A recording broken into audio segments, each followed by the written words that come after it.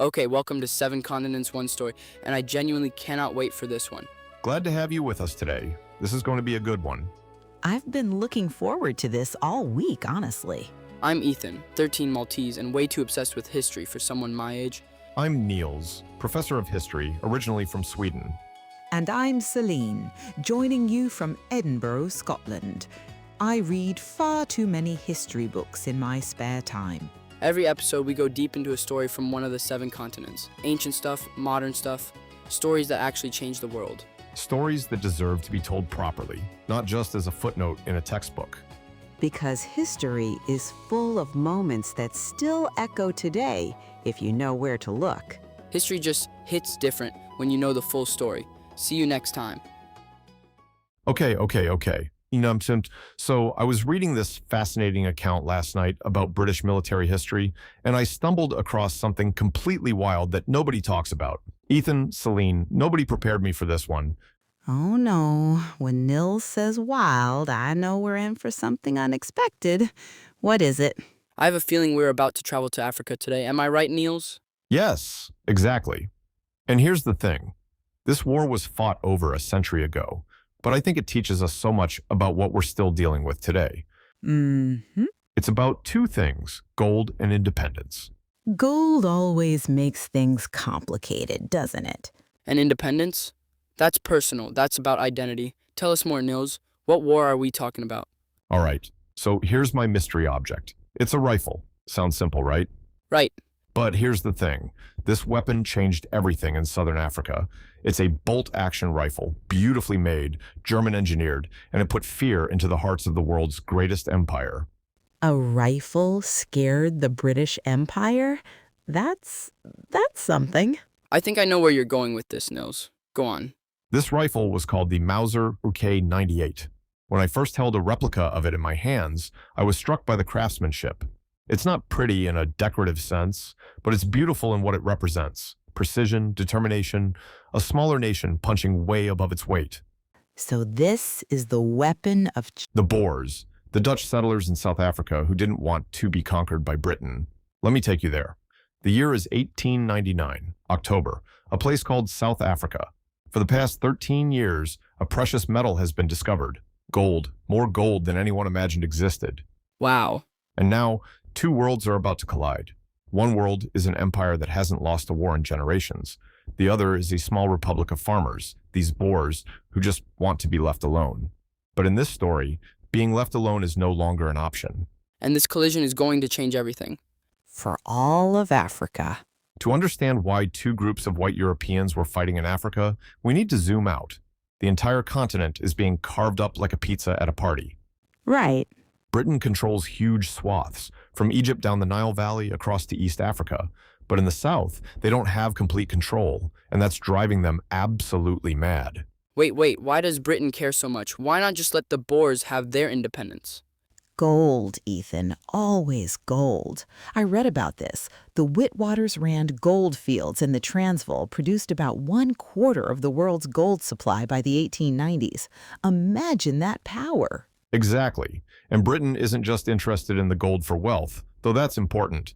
They're interested in it because gold backs the entire global economy. Whoever controls the gold controls international finance. So this is really about power and money dressed up in language about civilization and order. You've got it, Ethan. That's exactly what imperial politics always is. So who are the Boers? I want to understand them before we judge this war. Good question. The Boers are Dutch settlers. Their ancestors came to the Cape in the 1600s. Over 2 centuries, they developed their own culture, their own language called Afrikaans, their own identity. They're not European anymore. They're African, Afrikaner African. But they colonized it from indigenous peoples, right? So they had a very distinct identity, separate from Europe. What was their society like? Were they unified in their opposition to the British? Yes, the continent belonged to African peoples first, the Zulu, the Sotho, many others. When Europeans arrived, they conquered and dispossessed them. The Boers were part of that colonization. So when Boers talk about defending their independence, they're defending a white colonial state. That's the uncomfortable truth we can't ignore. And the Outlanders? I read that term in the research. Foreigners. The Uitlanders are primarily British miners and merchants who flooded into the Transvaal after gold was discovered in 1886. Within a decade, they outnumbered the Boer population. Mm-hmm. But President Paul Kruger, he's the Boer leader, refused them voting rights. He saw them as a British invasion force disguised as workers. So Kruger wanted to keep power in Boer hands? Exactly. And the British, particularly the High Commissioner Alfred Milner, used the Uitlanders' lack of voting rights as justification for imperial intervention. I came across the most fascinating name in my research, Emily Hobhouse, a British woman who did something remarkable during this war. But I'll admit I didn't know much about her before this episode. Emily Hobhouse represents something crucial in this story. She's not a general or a president, but what she did exposed truths that nations wanted to hide. For now, just remember that name, Emily Hobhouse. We'll come back to her. Is she the unsung hero of this episode? Very much so. But the story first. You mentioned the Mauser rifle earlier, Ethan. Let me tell you what made it so devastating in the hands of Boer marksmen. This wasn't just any rifle. It used smokeless gunpowder, which meant longer range and greater accuracy than the older British Lee Metford rifles. So the Boers had better equipment? Partially.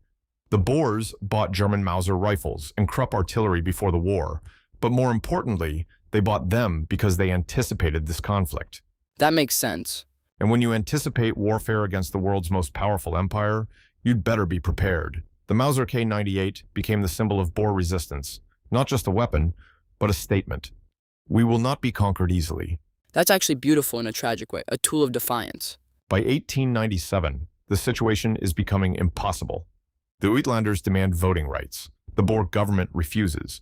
Britain pushes for intervention. The Boers see this as an existential threat, not just to their government, but to their people, their culture, their way of life. So negotiations are happening? There was the Bloemfontein Conference in May 1899. I read the accounts, both sides trying desperately to find compromise. Kruger even offered to reduce the residency requirement for voting from 14 years to 9 years. A significant concession, actually, but Milner wouldn't accept it. He wanted absolute British control over South Africa. So the Boers were willing to compromise and Britain wasn't? That's the historical record. The war that followed was not inevitable, it was chosen. British policy chose military conquest over negotiation. Which doesn't make the Boers innocent. They maintained a white colonial state, denied rights to the black majority.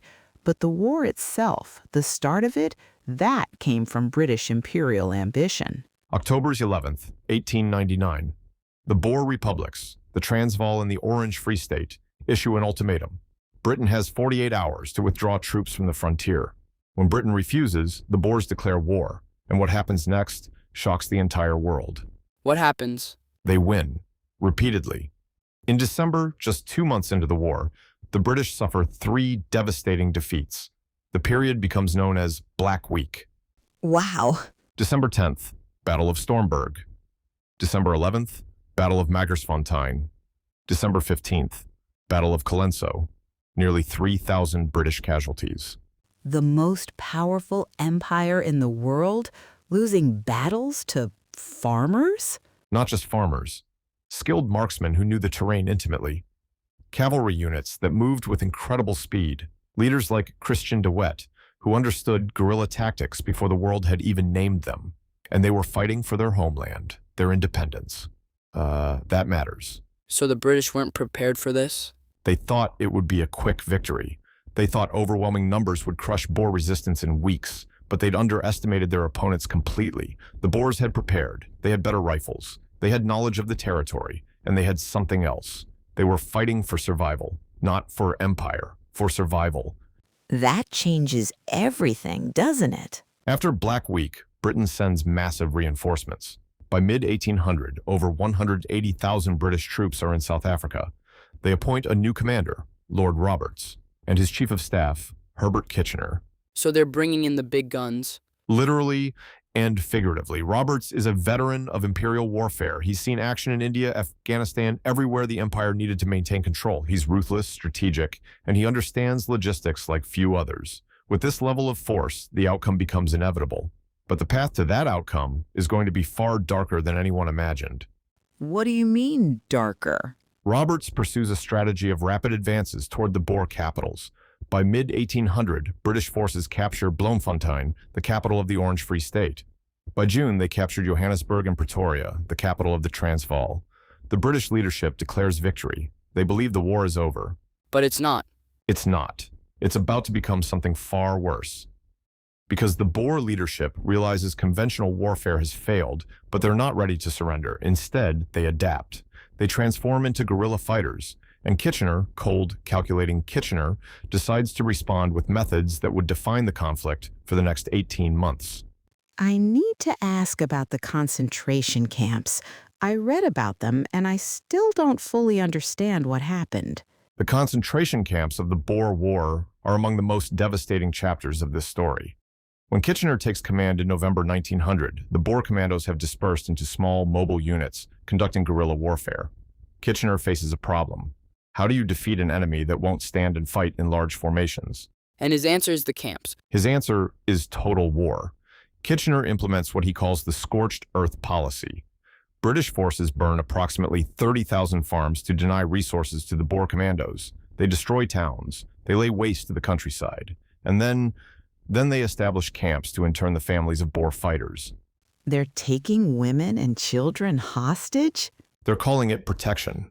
They say they're preventing Boer families from being forced to supply the commandos, but the camps are overcrowded, unsanitary, and disease-ridden. Children die by the thousands. Official records indicate approximately 27,927 deaths in the white concentration camps, nearly 82% of them women and children under 16. Thousands of children died? And that's just the white camps. In separate, even more poorly documented camps, an estimated 15,000 to 25,000 black Africans also die. Their deaths are barely recorded, barely remembered. This is why Emily Hobhouse matters, isn't it?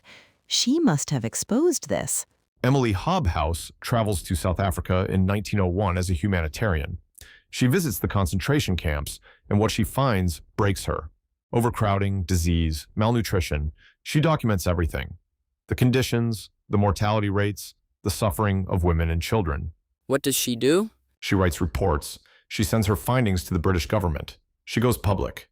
Her eyewitness accounts shock Britain and the international community. Suddenly, the civilized British Empire is exposed as running what amounts to death camps.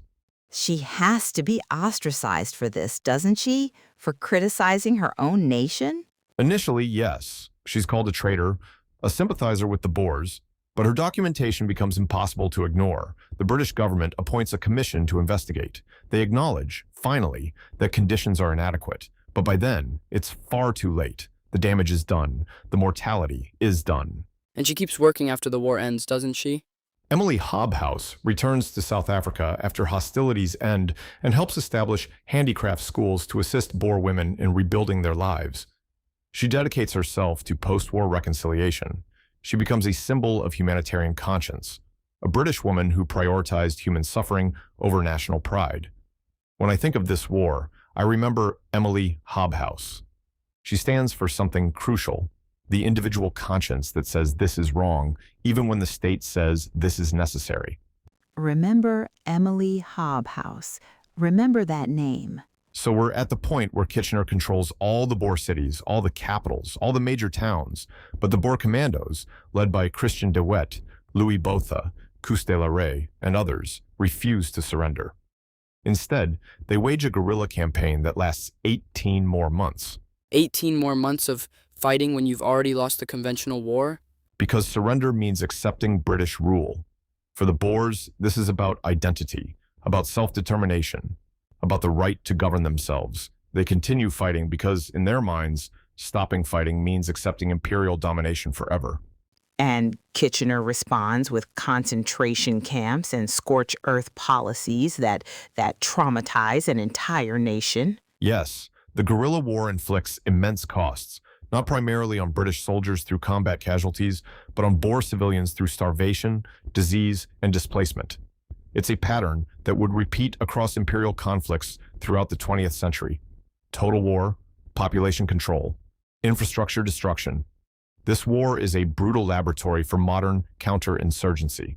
Let's go back to October 9th, 1899, the moment before everything changes.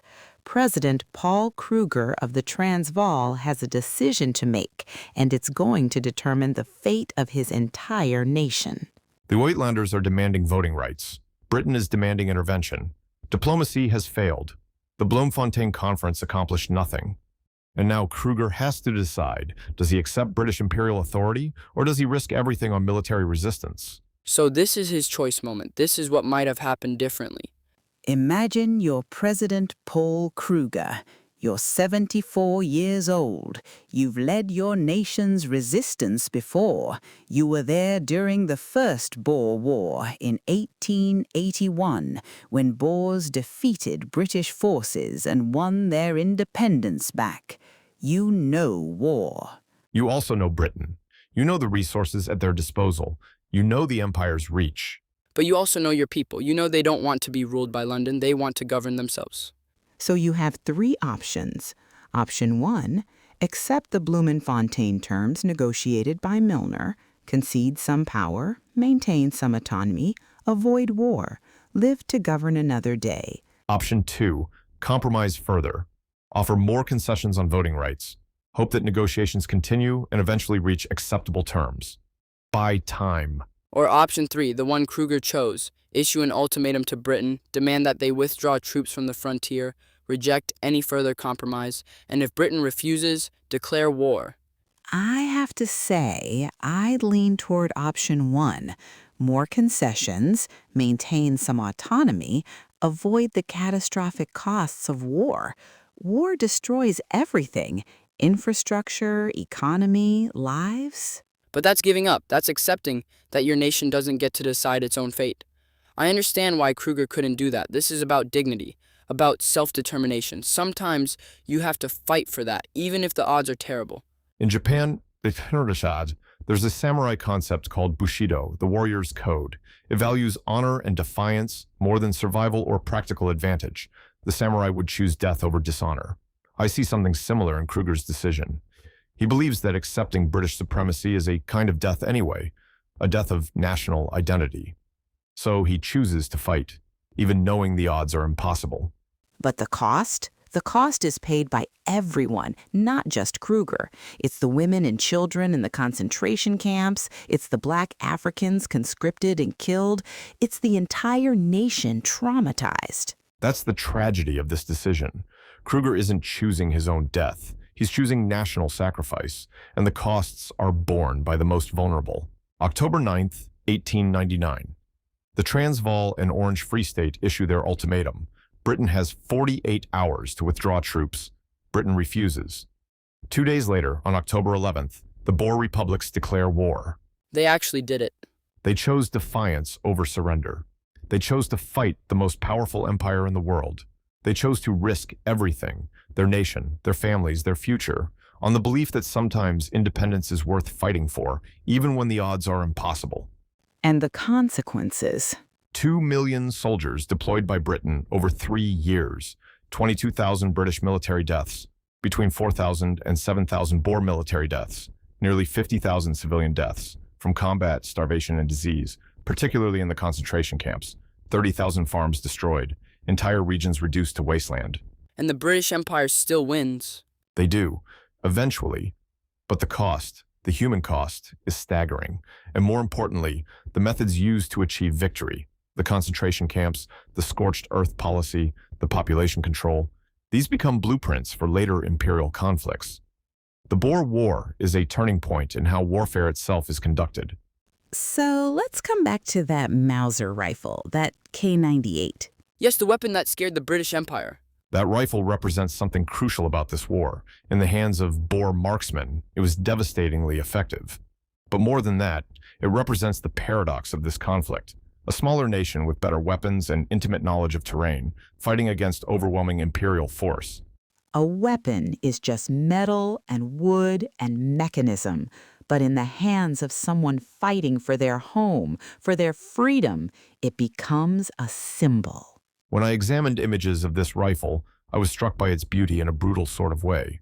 German engineering, precise calibration, perfectly balanced. It's designed to kill with accuracy and reliability, and in the hands of Boer guerrillas, it did exactly that. It inflicted casualties on an empire that thought it was invincible. But in the end, the rifle couldn't win. Numbers overwhelmed skill, resources overwhelmed determination. Yes, this is the paradox of the Boer War. The Boers fought brilliantly. They won tactical victories. They inflicted casualties and costs on the British far beyond what anyone expected.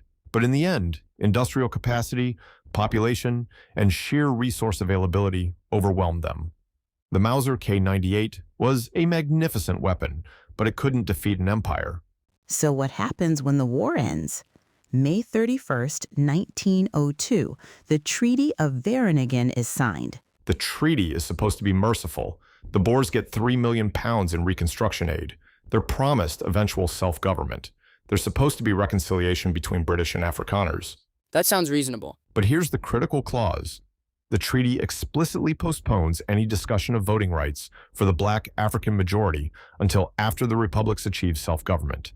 Which means The peace agreement is made between white colonizers at the expense of the majority black population. It's reconciliation between imperial powers while leaving colonial domination completely intact. So black Africans fought in this war, suffered in this war, and then got completely excluded from the peace? Approximately 50,000 black Africans were conscripted or coerced into British service, as laborers initially, then increasingly as combatants. They fought, they died, they suffered. And when peace came, they were returned to complete marginalization. The promise of eventual voting rights, it never happens. the war leads to the creation of the Union of South Africa in 1910. But that's not a union of all people. It's a union of white settlers. The Union explicitly restricts voting rights based on race. It entrenches white minority rule. More legislation follows. The Natives Land Act of 1913 removes land rights from black Africans. Color bar laws prevent black workers from accessing skilled trades. This is the foundation of apartheid, isn't it? Yes, the Boer War's aftermath sows the seeds for decades of institutionalized racial segregation. The system reaches its horrific peak in apartheid from 1948 to 1994, but its roots go directly back to how the Boer War was settled, a settlement that privileged white reconciliation over universal rights. But for many Afrikaners, the descendants of the Boers, the war is remembered differently, isn't it? For Afrikaners, the war is a foundational national myth. They lost militarily, yes, but they transformed that loss into a narrative of heroic resistance against overwhelming odds. The concentration camps become evidence of imperial brutality. The guerrilla resistance becomes evidence of indomitable spirit. The war becomes a crucible that forges Afrikaner identity. So the same historical event is remembered completely differently depending on who's remembering it. Exactly. For Afrikaners, it's a story of survival and dignity. For black South Africans, it's a story of marginalization and broken promises. For the British, it's a story of imperial reach, eventually achieved but at unexpected cost. History contains all these truths simultaneously. You mentioned earlier that this war influences military thinking globally. How? The Boer War reveals something revolutionary. Overwhelming numerical and technological superiority does not guarantee rapid victory against a determined opponent fighting on home soil. The guerrilla phase, 18 months of mobile warfare, hit-and-run tactics, adaptation to terrain, this presages the insurgencies that will dominate 20th century warfare. Is this why counterinsurgency becomes such a big deal in later wars? Exactly. The methods Kitchener uses, concentration camps, infrastructure destruction, blockhouses and barbed wire to control territory, the strategic hamlets concept, these become templates. Military academies study the Boer War. The lessons influence how empires respond to resistance movements for the next 100 years. So we have the Boer War to thank for methods of total war against civilian populations? Unfortunately, yes. The Boer War is where many modern warfare techniques are first applied systematically on a large scale. But Emily Hobhouse, her story doesn't end with the war, does it? No. After the war ends, she returns to South Africa and establishes schools teaching handicrafts to Boer women. She helps them rebuild their economic lives. She works towards reconciliation between British and Afrikaners, even though many Britons still regard her as a traitor. She prioritizes humanity over national loyalty. Her legacy is that individual conscience matters. Even when your nation is engaged in activities you believe are wrong, you can speak up, you can resist, you can work toward healing. That's why her name matters in this story. So here's something that still amazes me. After the war, President Paul Kruger goes into exile in Europe. He spends years trying to get international support for Boer independence. He travels to the Netherlands, to France, trying to build alliances. And He dies in exile in 1904, never returning to his homeland, never seeing his nation rebuild after the devastation he chose to endure. The man who made the decision to resist, he never sees the consequences play out in his own country. And the concentration camps, the camps that held so many Boer families, they become a source of such trauma that South African society is fractured for generations. The trauma gets passed down. It becomes part of Afrikaner identity, part of the national narrative. so one man's choice to fight rather than compromise has ripples that extend for 100 years and more. So I came across this parallel that might sound weird, but hear me out. In Japan, the samurai followed a code called Bushido, literally the way of the warrior. Part of that code was that honor and dignity were more important than survival or practical advantage, death before dishonor. You see parallels with the Boers? Yes, Kruger was 74 years old. He could have retired, lived comfortably, accepted British rule, but instead he chose resistance because accepting imperialism meant accepting a death of national identity.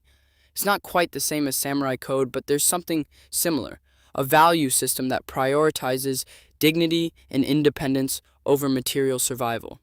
And like the samurai, that choice had costs paid by people beyond the decision maker himself. Exactly, Ethan. The parallels are imperfect but illuminating. Different cultures, different times, but similar concepts about when it's appropriate to resist overwhelming force. Not because you expect to win, but because you believe some things are worth fighting for even when victory is impossible. So let's gather what we've learned in the past 45 minutes. We've talked about empire and independence. We've talked about gold and nationalism. We've talked about the terrible costs of warfare. We've learned about the Mauser rifle, a weapon that symbolized resistance, but couldn't ultimately prevail against industrial capacity. We've learned about concentration camps and the methods of total war. We've learned about how one decision, Kruger's decision to issue an ultimatum, changed the course of African history. And we've learned about Emily Hobhouse, a woman who said this is wrong, when her own nation was committing atrocities, and who then dedicated herself to healing and reconciliation. Emily Hobhouse. She was born in 1860. She was not a general. She was not a president. She was not even particularly famous during her lifetime. But she stood up for humanitarian principles when doing so meant being labeled a traitor to her nation. She documented the concentration camps. She exposed the conditions. She forced her government to acknowledge that civilized nations were engaged in barbaric practices. She then spent years helping the very people whose suffering she'd exposed. That is courage. That is compassion. Remember Emily Hobhouse. Remember that name. Remember that one individual's conscience can stand against the machinery of empire and state. And remember her not as a saint, but as a woman who made a choice. Every day she chose compassion over convenience. That choice mattered. It continues to matter. The Boer War isn't just history. It's a template.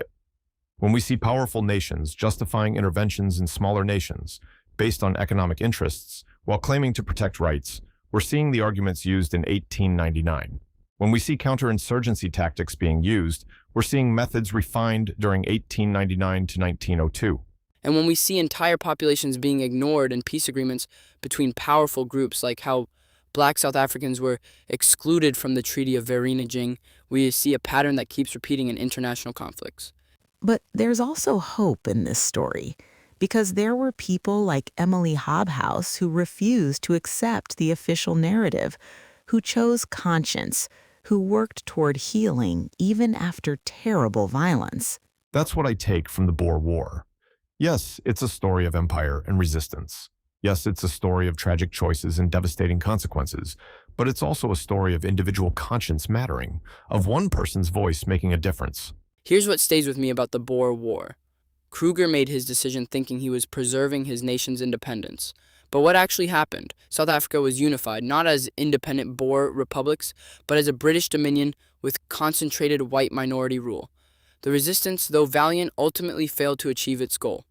Yet the trauma of that resistance became foundational to Afrikaner identity in ways that shaped all of South African history, including apartheid. And so the war that Kruger thought would preserve Boer independence became the foundation for 8 decades of systematic racial oppression.